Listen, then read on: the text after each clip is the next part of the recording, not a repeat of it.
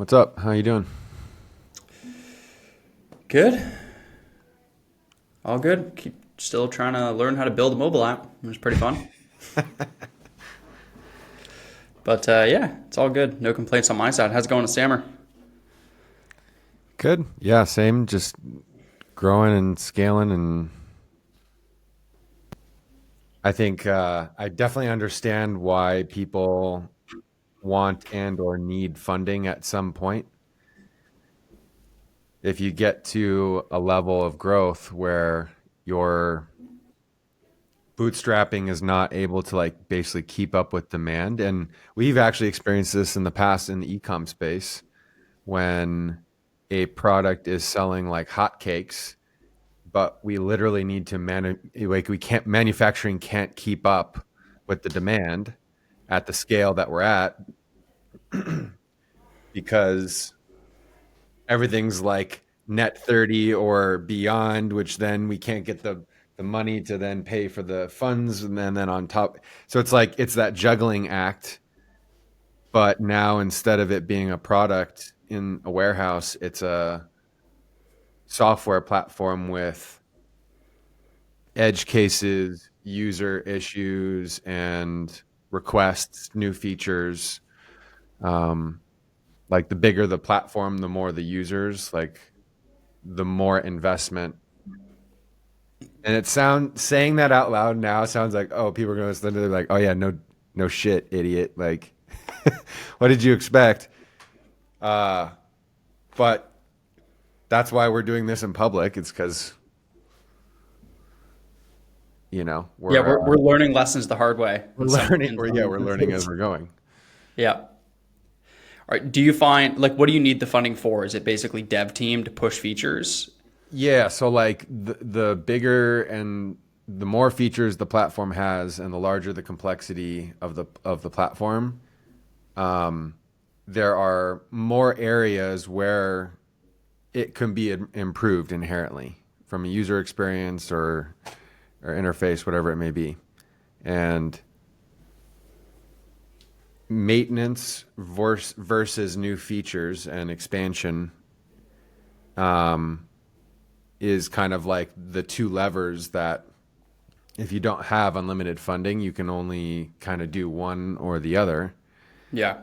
And it's and so it's like I'm seeing, well, if I went out and got a couple $1 million, I could allocate that to very specific things within the team to increase the bandwidth, but also with outbound marketing to increase the funnel to then have overall the best lift possible for that dollar invested. And do you find it's tough to spend money on marketing because the return is not in a 30-day window? Is it like 3 or 6 months down the road, and that's why it's kind of hard to track? Or Kinda. I mean, that's a good question. We've been actually trying to figure out the attribution stuff a little bit better. basically, what's the attribution window on marketing Oh spend? yeah, yeah, Like, yeah. yeah.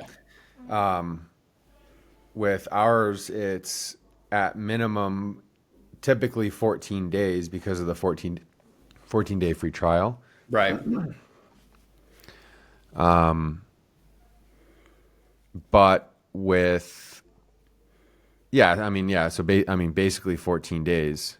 So being able to track that back to an ad effectively uh, has been challenging because we're sending Yeah. people through different areas and ways and things. So I mean, in 14 days, your attribution looks really hairy, right? In 7 days, the attribution can look pretty good. But when it comes to 14, 30, 60, 90, it's pretty tough to track that. And there's a lot of third party platforms that you can try, but tracking becomes a pain in the ass. And I think this is the part about, I can go down the rabbit hole and like return on ad spend stuff because I compare it to ecom all the time. But on the ecom space, if I'm selling $100 product, I can easily get a purchase for $30, right? And hit that like 3.2 return on ad spend. But if you're selling a software product for $50 a month, your cost to acquire could be $100, could be $200, right? So then you will break even eventually, not counting churn. Like let's factor that out completely for a second. You'll break even eventually, but the question is how long is it going to take, right? So if it's a $200 CAC, and a $50 product, you're 4 months to break even. And then if your churn is 50%, that means they're retaining for 6 months. So you only made $100, but you spent $200 to get the customer. Yeah. Right. So like it's a much tougher equation to run, and it's also a lot harder to market a software, especially a B2B platform. That's excuse me. That's how I've been thinking about it, up until like the last couple of months, and that's how that book, that HubSpot book, that's how that teaches teaches it as well. But now I'm starting to think that maybe there's like an alternative way to think about this, where if we can somehow get to a point where just on the initial transaction it's ROI positive, Yeah. then at least we're in a place where we know we're not, allocating our money that could be spent elsewhere. Yeah. Yep, for sure. I mean, that's all it is, right? It's just fine tuning the model. Even if we look at, like, I'm looking at download metrics. That's what I'm concerned about. And what is the average revenue that you can get per download? And then that comes down to, okay, well, what's your conversion from view to click, from click to trial, from trial to paid? Like, it's all just playing with those numbers. Yeah. That sensor tower video and information, I mean, that still blows my mind how much. Isn't it crazy? I should have realized it, but like I didn't see it. I was like, oh my God, that's insane. The amount. Okay, so full circle, coming back. This is where I was going. I'm leading the train. I'm coming back to app revenue and funding. So we were looking at Sensor Tower last week, and I was looking at Flow, doing $9 million a month on Apple, $2 million a month on Android revenue. Yeah. I looked into their funding history. They did an initial like pre-seed round of $1 million. And then their seed funding or Series A, whatever you want to call it, the next funding round was $6 million. And they haven't raised since then. But if they hadn't done that raise, because it's like the most popular app among women, like hands down, it is the most popular app in this space. Yeah. There's not even a close second. If they hadn't raised that money and spent it largely towards advertising, where would they be? And development, the product's great, but like you get to a point, coming back to what you said initially, you'll reach a stage where funding is pretty important if you're building the product from the ground up. Now, if you're white labeling a SaaS product, you definitely do not need funding to do that. Yeah. But yeah, in the case of development, it's interesting. Funding can make a huge, huge difference. Yeah, there's so many thoughts there. Do you think you'd ever go that route? I mean, I'm allergic to debt, so no, I won't. But I don't know. If I had no money, maybe I would. Like if I needed to bankroll a dev team for 6 months before I felt like we could turn a pivotal corner, and I needed, 50 or 100 grand, then yeah, maybe I would take the debt. Yeah. But that's why I've preached this 1,000 times. That's why I think it's so important to start in service-based, because you can get that initial stockpile of cash before you go into actually building a software. Yeah. And I think like we were talking about last week, learning the basics of business first. Yeah, exactly. Like through the service and or white labeling. So it's like kind of, I mean, not completely done for you, but I mean, when I started using GHL, I learned so much about that mentality of white labeling in the first place. Mm-hmm. And like how that business is structured in order to not only sell it, but use it to help ideate for Stammer. Yeah. Yeah. And now, so I'm so interested in this AI calling thing. I keep getting reverse shiny object syndrome. Well, now I sold my agency and I'm building software, and I'm reminded how much easier it is to run a service-based business. Like it is infinitely easier because I don't need to build the product, and I'm not charging low ticket subscriptions, like sub $100 subscriptions. It's really hard. It's a Yeah. whole different game. So I'm reminded how easy the agency space is. And I've been getting so into AI calling, like from the last demo that you showed me of what will hopefully be released on Stammer. You know me, I have negative patience as a person. So I'm looking for options now. I'm like, while I'm waiting for the devs to like finish the platform, I've got 2 months. Like I've done some market research. Like Kathy, my wife, is doing a lot of the content for the app. I'm like, I don't really have that much to do. Like maybe I'll just start like an AI calling agency. So anyway, I started looking at options, and there's no good white label option. A lot of people sell the product, Yep. but if I wanted to start an AI calling agency, I don't know where I would begin. Like I'm not aware of any decent competitors that exist where I could start the firm. Yeah. I found that as well in my research. There's a pretty wide gap in the market for that middle of the road option, basically, that is not super dev focused, nor does it charge you an arm and a leg for enterprise setup. So See, that's why yeah, I was spam messaging you I last know, night. I'm I like, we need to know, get this call bot out right I now. know, I know. Because I'm I've been looking at the price too of what they're charging. What would you pay a customer service agent? Or even more if you want to go the like service-based agency small business route, what would you pay an appointment setter? What would you pay someone to follow up with your leads immediately? like a human. Yeah, a human.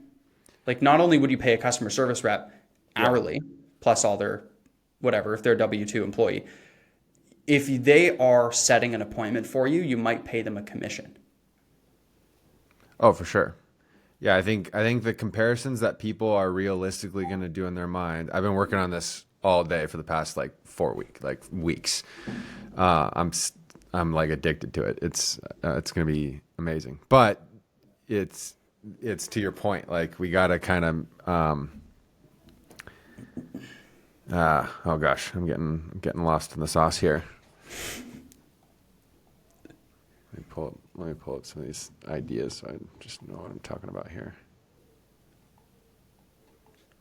People are going to compare it to the $5 an hour VA in the Philippines and the probably realistically $10 to $15 an hour VA in the West, I think.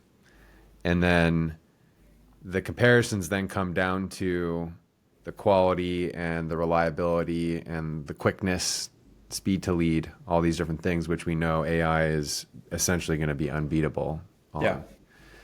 So then it becomes the quality of the calls and how the information can actually be used to take action rather than it just doing something. So one of the things I've been really trying to focus on is not only the actual act of the call, but what can be done with that information post call. Or Right, like how it could be integrated to your CRM or like lead the next conversation to a sales rep. Is that what you mean? yeah, oh yeah, yeah, like call transfers, but potentially also having what we now have as custom functions within the chatbots inside the AI phone agents, so you could connect your calendar just like how you could connect to a chatbot, Right. and the AI on the phone would be like, "Oh yeah, let me schedule that for you. Give me 1 sec." And then because of that other update that we added, which gives you which has like office sound background noise, so like it sounds like someone's kind of like click clacking on the keyboard, comes back, Unbelievable. "Oh, your appointment's been scheduled, and I just sent you an SMS with the confirmation," and all that can be done as a as an automation through the CRM. So that So way, wait, can it cross-reference your availability in your calendar now? uh, it will be able to, yeah, with Unbelievable. yeah, and it's basically the same thing with the chatbots. The good thing about the AI phone agents is there's a way for us to explain the delay. So like the AI agent can have a preset message that they can say when they're doing this action or this function call like in the background. Ah, okay. So instead of someone waiting for a response to be sent in the chatbot with maybe like the little bubble like, oh, somebody's typing, like it's, oh yeah, I'm just, and it could say, they could say anything. You can have them say a little story or something, you know? Hmm. You could have it give a really long like Yeah. Yeah. That's Yeah, and so then interesting. all that information can then be extracted and then sent out as needed. We actually came up with another, and like through all this development, we came up with a couple really cool updates to the other side, the chat side of the platform, with Hmm. specifically with like the leads tab and data extraction and analysis and summaries.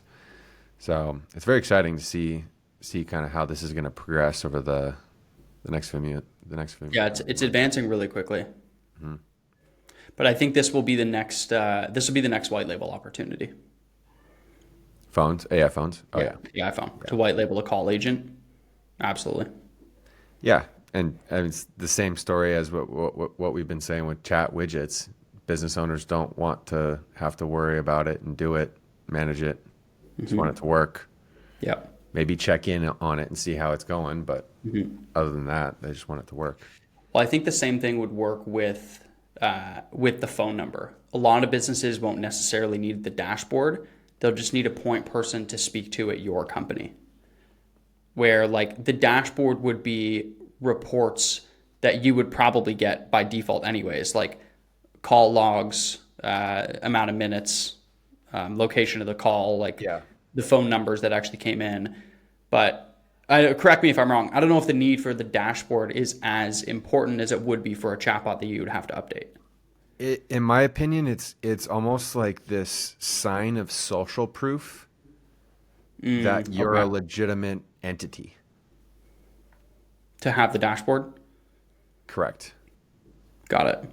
Yeah. Yeah. Like I've gone to so many agency websites, like I'm sure you have, and they just look super sketchy websites, and there's not very much information or just like a contact form or whatever. Versus if you have a login button or a sign up button to something that is in the same brand or the same motif, if you want to call it that. It I don't know, it just kind of gives the sense that, oh, it's not just they're not just some guys, like there's actually some software backing them. Yeah. Yeah. That's a good point. That's a good point. Yeah, I might be wrong on that. I'm thinking of it more from the sales perspective. Like the aha moment doesn't happen like a traditional software does. The aha moment happens when they call your number, when they call the AI number. Yeah. So I'm thinking about it because now that I'm building software, I'm like, okay, the most immediate, fastest path to revenue right now? And of course, I'm thinking AI call agent.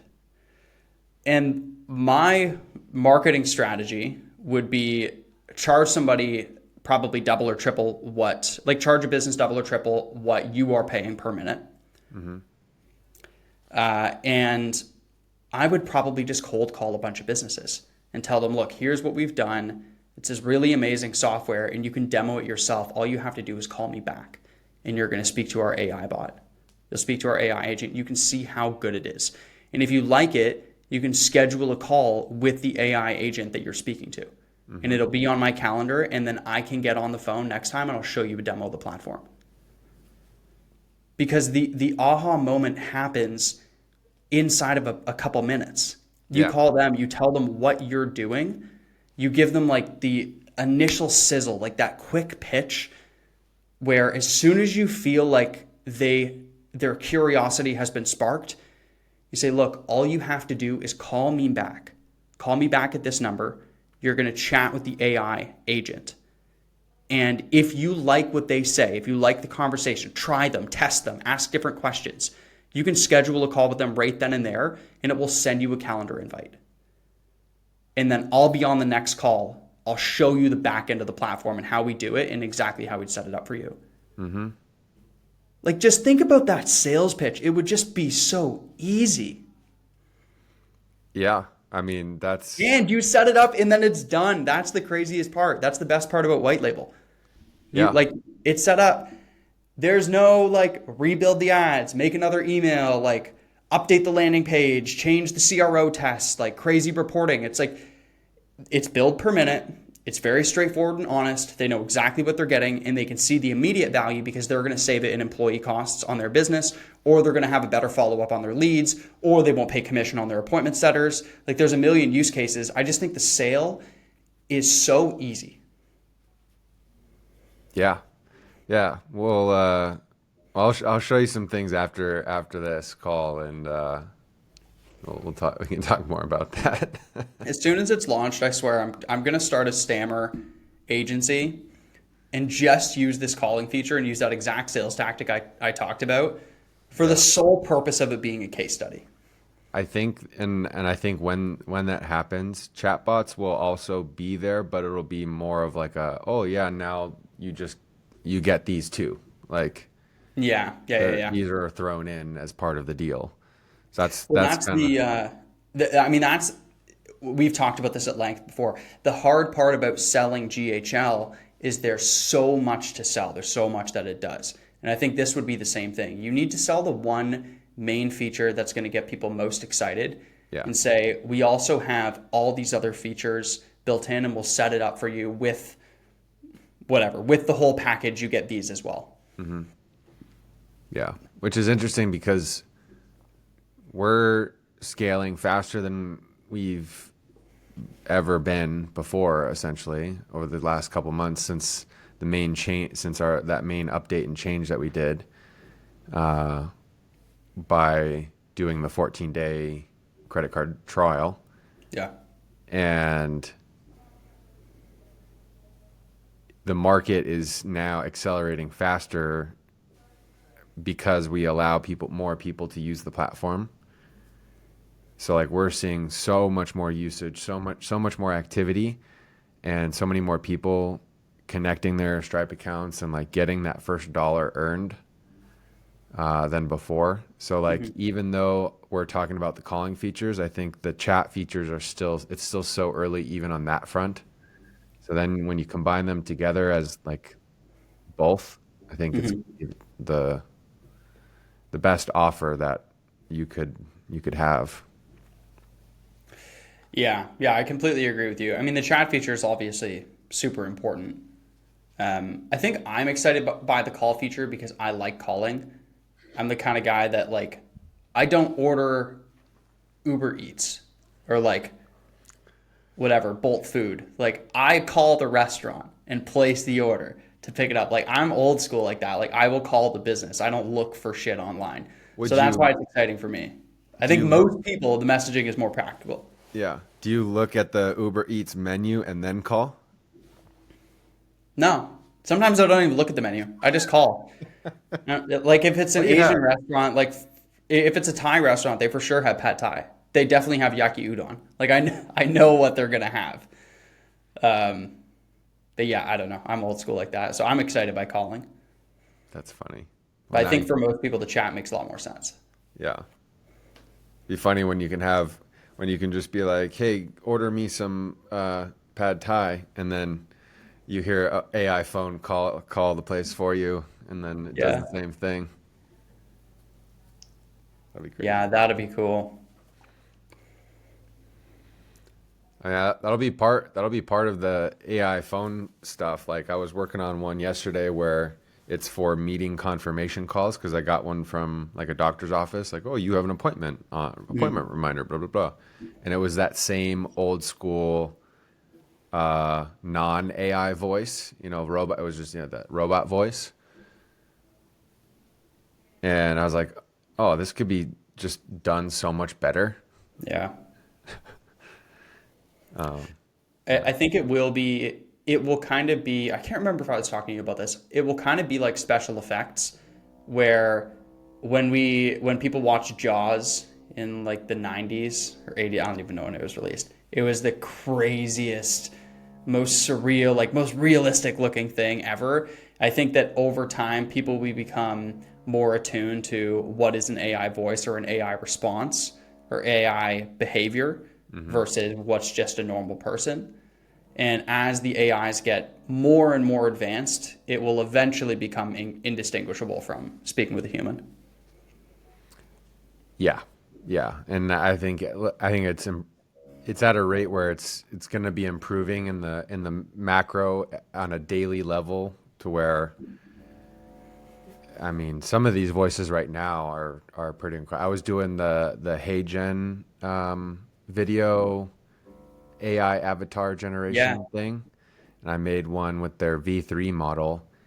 And if I took the style and like green screened the AI avatar and put it into a screen, like that would be it would look and feel like a real person. Unbelievable. Which is crazy because you could basically make uh, an hour or 2 hour piece of content inside of HeyGen. And then from there on forward, you could forever just type out what your video is going to be. And HeyGen will make the video for you. Yeah. I was thinking, what if you took Google Notebook LM, where it can create the podcast episode and the transcript and AI voice. You then upload that to HeyGen, and then it Oh my creates God. to like you create a man and a woman AI avatar, and then you literally box it out like what we're in right now. Exactly what we're doing. Yeah. Yeah. Are we AI? I don't know. We're becoming aware. Yeah, we're self aware. Yeah. Oh my gosh.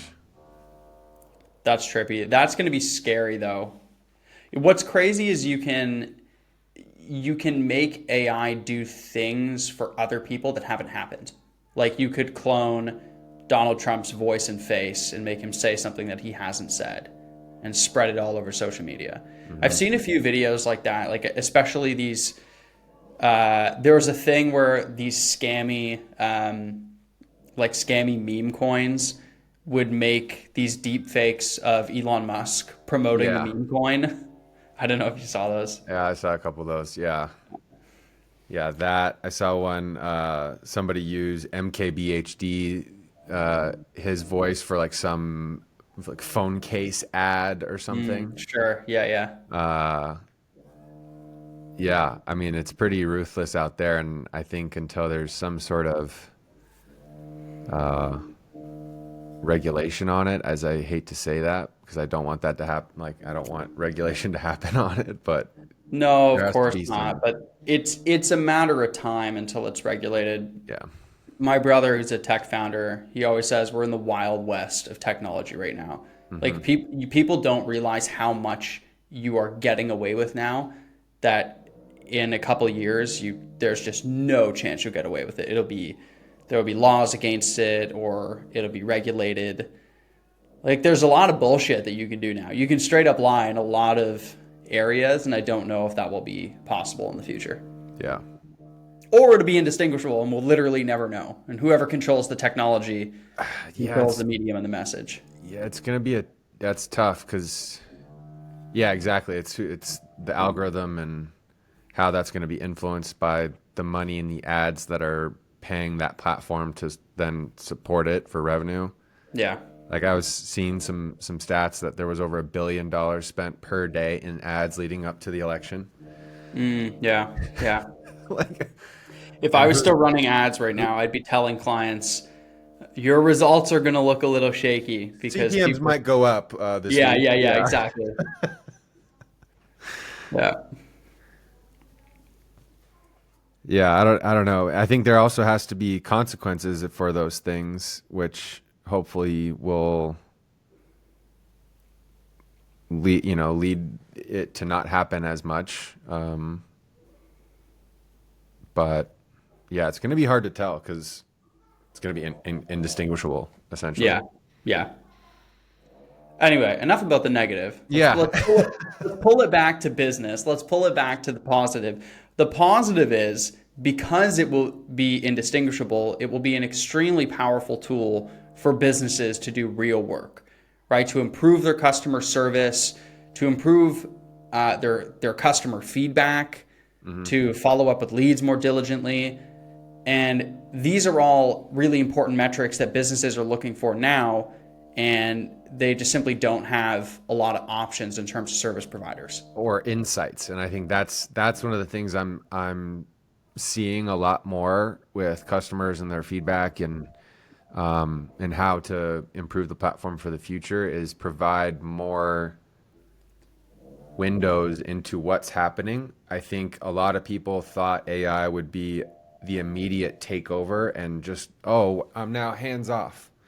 So, Yeah. like, on one hand, business owners definitely don't want to focus on other things other than their business, Hmm. ads, website, AI, anything in the grand scheme of things. However, they do want to know what's going on in that silo of their business in order to make sure it's not like fucking them up, basically.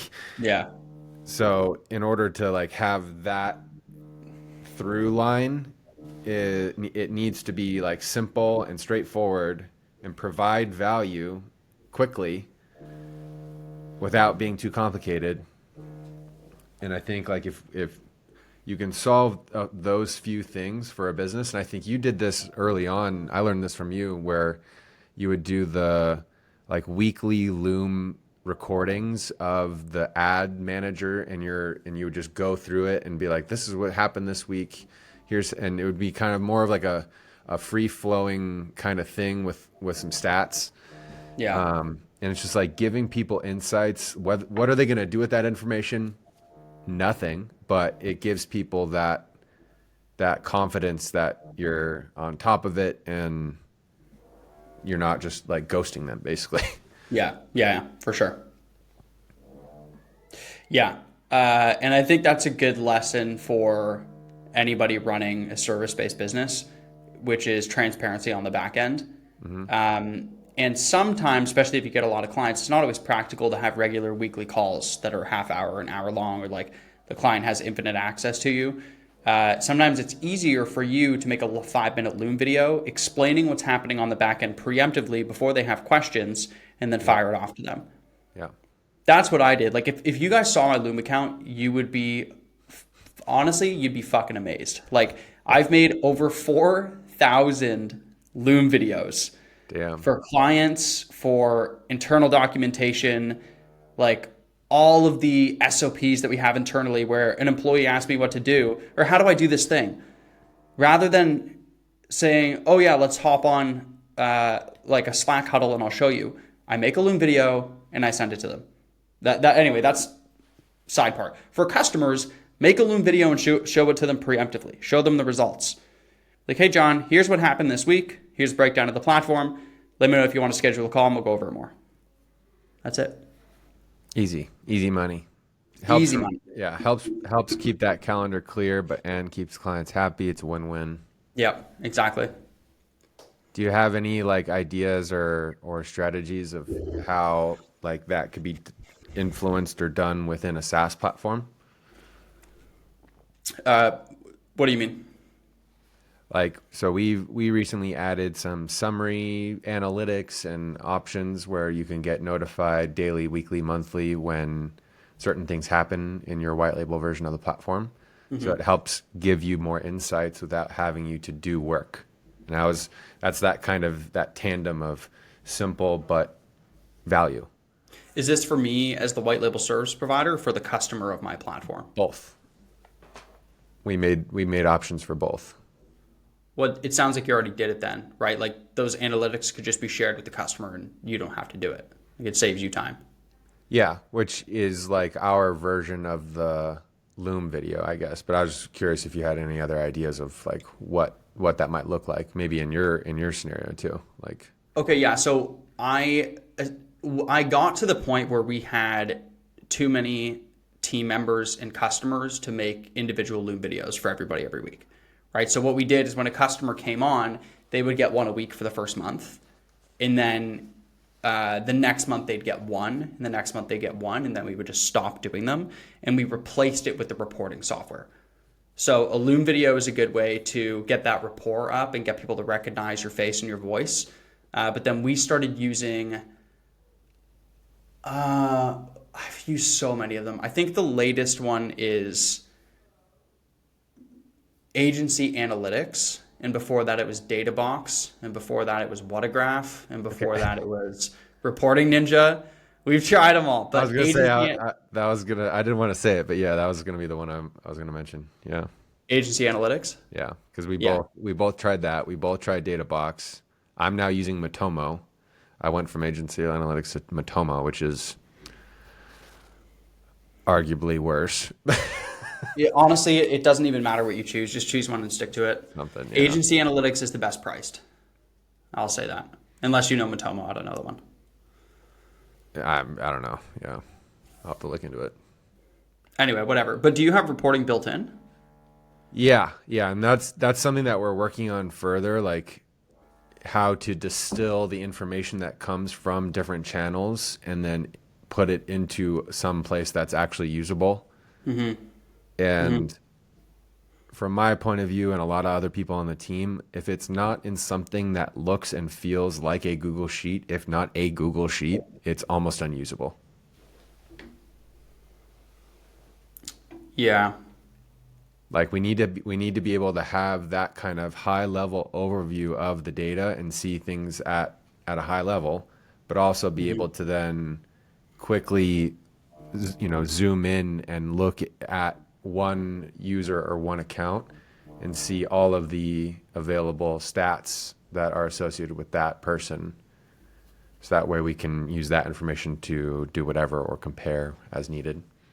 And we have a version of this. It's just one of those things that we have to improve. And as as the entire team has a certain amount of bandwidth, it's like where do we slot that in? Yeah, where you spend your time. So it's kind of like a heat map, but for usage, not for movement or clicks. It's like a usage heat map. Well, we have all that in Matomo, but so like for me, what are the most important things that I'm trying to track realistically? Clicks and heat maps, that's all good. But does what's more important is in my opinion, for me, it's have people taken certain actions. My bad. Sorry. Have people taken certain actions like creating new AI agents? How much usage have they used? Data have they uploaded, etc. And that gives us some insights, as well as potentially their first attribution source and URL. So we figure out where they came from. And potentially now with the FB conversion API, we'll be able to know what campaign and ad potentially they came from. Yeah. All of this tracking is good. I think in platform, the macro thing to think about is usage equals retention. Exactly. And Yeah. if we're talking about the service-based agency side, communication equals retention. And I think that's really undervalued because That's especially if good. you're offering a service, there are a lot of variables that will affect the quality of the service. I have I have a fucking perfect example, actually. This happened to me yesterday. So my CPA forgot to file one of my HST returns, which is like sales tax return in Canada, for one of my companies. And the Canada Revenue Agency contacted me and said, hey, you owe us $9,000. You need to pay us right now. And I'm like delinquent and the interest is accumulating daily. And then I contacted my guy, his team, Daniel, one of his assistants followed up with me. And she said, this is completely our bad. Like you did pay us to file it and we didn't file it. And we're so sorry. The base amount is $3,500 and we'll cover the interest for you.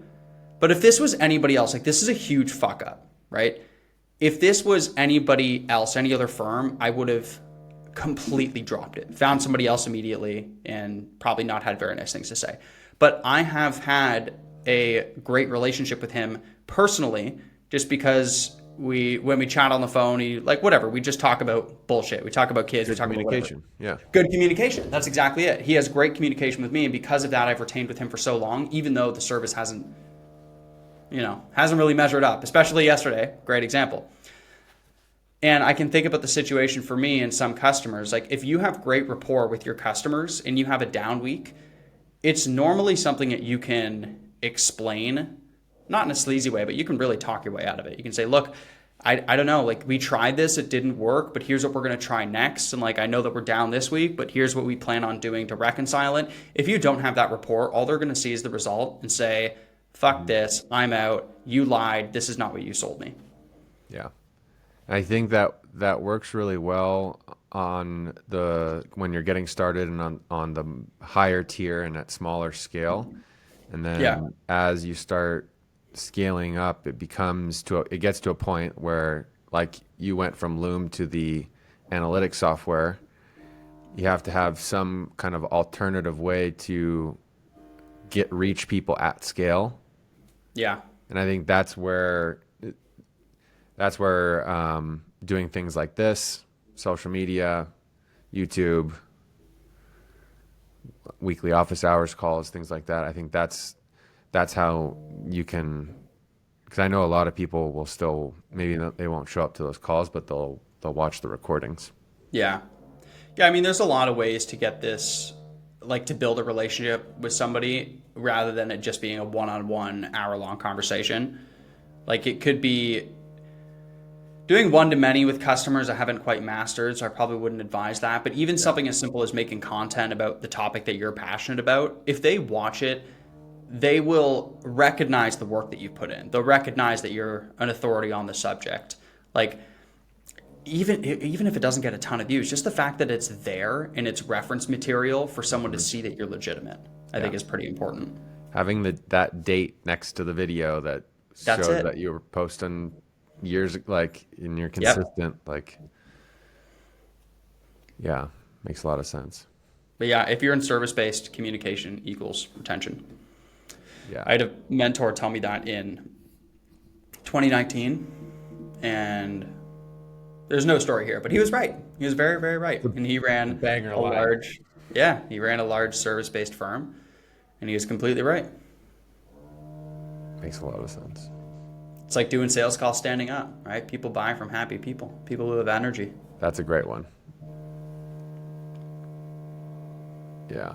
Lucas, thanks for the comment, man. That's really nice of you. Yeah, and thanks for showing up to these as well. Yeah, thank you.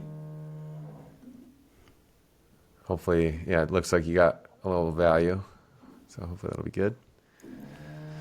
Yeah, I think this was a good one. I'll have some good clips to clip out for this one. Yeah. I like doing these. It gets me going, ignites the passion again. Gets the juice, yeah, gets the juices going. Yeah.